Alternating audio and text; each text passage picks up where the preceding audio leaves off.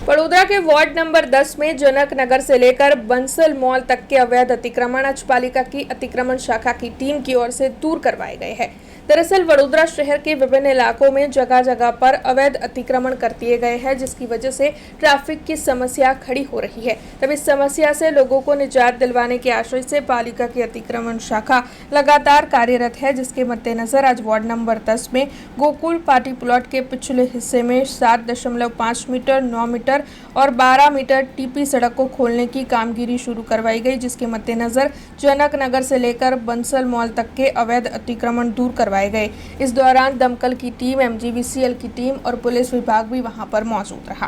आज वहीवटी board number 10 में जनकनगर Gokul party प्लॉटनी पाछळनो विस्तार है, एमां 7.5 मीटर, 9 मीटर और 12 मीटरनो टीपी रोड खोलवानी कामगीरी आज रोज हाथ धरवामां आवी छे। जनकनगर सोसायटी थी बंसल मॉल तरफ गोकुल पार्टी प्लॉटनी पाछळनो भाग, एमां कम्पाउंड वॉल है, ओटला है, फेन्सिंग है, ए रीतना जे लोकोना दबाण है रोड रस्तामां आवेला छे ए बधा दूर करेल छे। आज रोज दबाण शाखानी टीम, टीडीओनो स्टाफ, फायरनी team, Gotri police station, SRP, health, street light आ तमाम विभागों ने साथे राखी अने आज रोज कामगीरी हाथ धरवामां आवी छे।